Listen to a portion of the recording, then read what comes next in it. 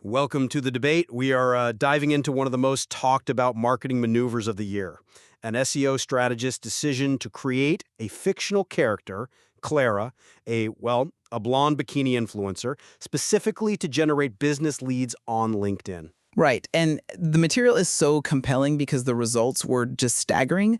The real tension here, I think, is whether the huge measurable success you get by leveraging these sensational visuals and cultural tropes on a professional platform, does that count as legitimate effective strategy, or does it just compromise the whole point of the platform? And that's the core of it.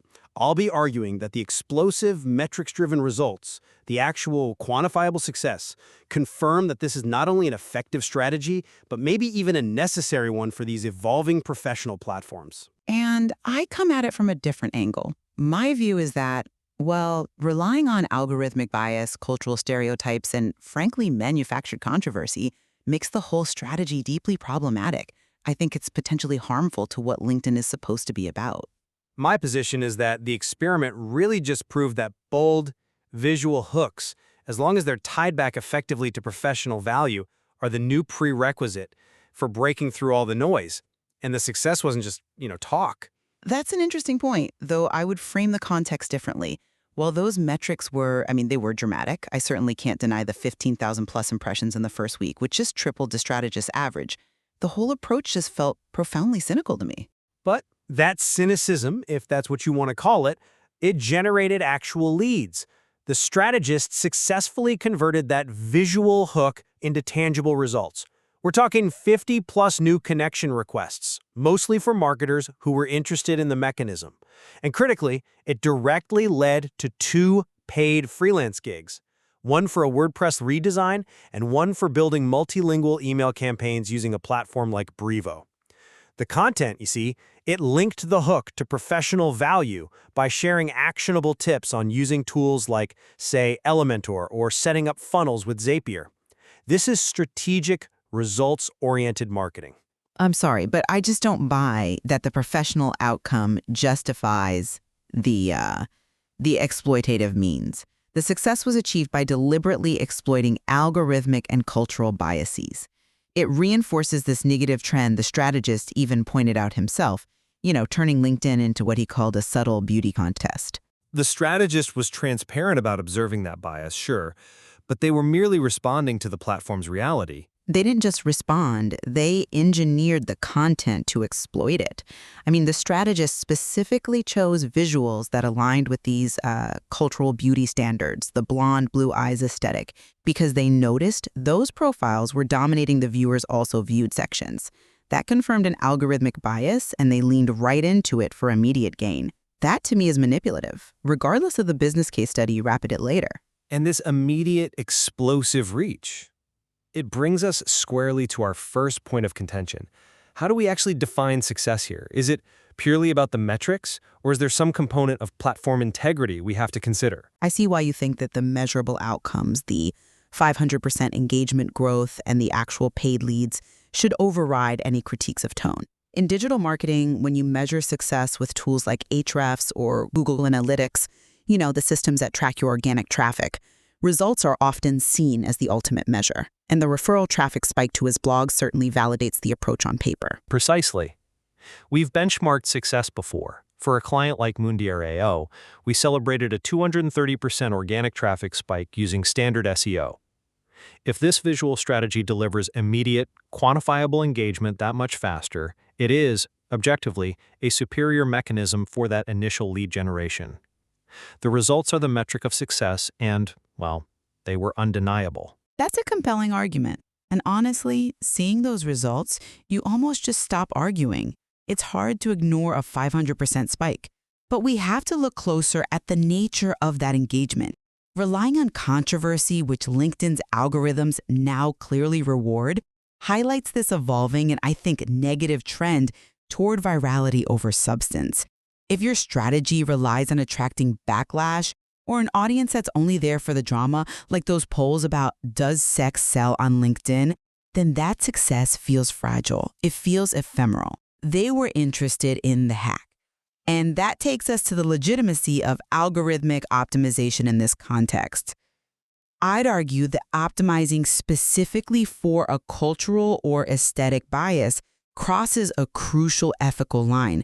This is fundamentally different from using standard SEO tactics. This isn't just optimizing text with keywords, it's using demographics and profile aesthetics as leverage. I'm not convinced by that line of reasoning because, all effective digital marketing is about leveraging the platform's existing rules and its discoverability biases. The strategist meticulously optimized the visual hooks using alt text and schema markup. That's the specific code you use to tell search engines what your content is about, just like you would with text. If all the empirical studies show that images with people in them outperform text-only posts by, 38%, then ignoring that fact would just be poor strategy. This experiment was simply testing the outer limits of professional visual optimization while staying, safe for work. Forms fragility when your strategy relies on known cultural tropes to manipulate the viewer's also viewed section. You're not just performing a technical optimization. You are capitalizing on confirmed societal biases for personal gain.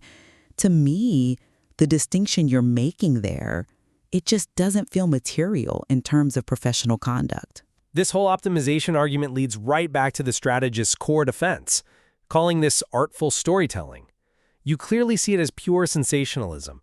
But the strategist, with their background in film curation and writing on the arts, explicitly views this framing, using the visual as a hook for a case study about personal branding, as a kind of performance art designed to stop the scroll and then deliver B2B value. I simply don't find the artful label credible, not when you look at the full context.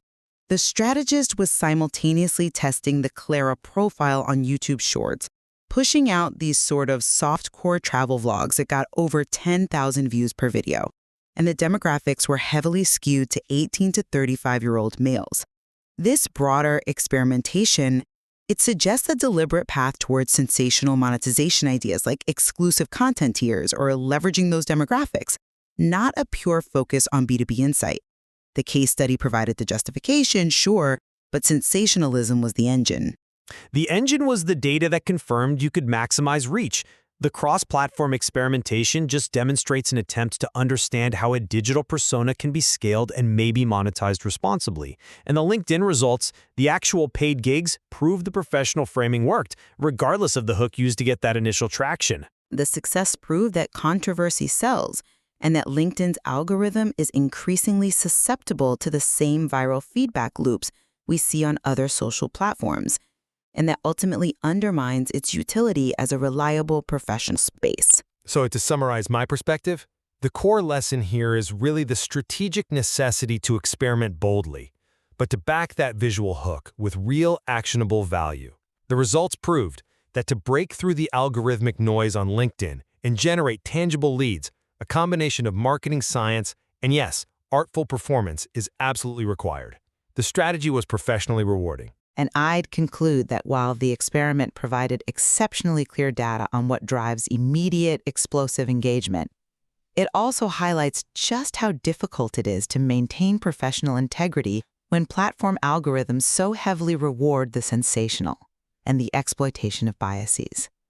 The experiment successfully illuminated LinkedIn's evolving norms where professionalism is meeting virality. And it's creating this significant and challenging gray area for all future marketers. Indeed.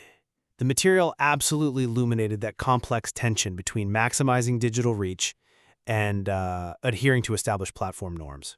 Leaving the audience to weigh the cost of that algorithmic engagement against what we consider sound, strategic professional practice.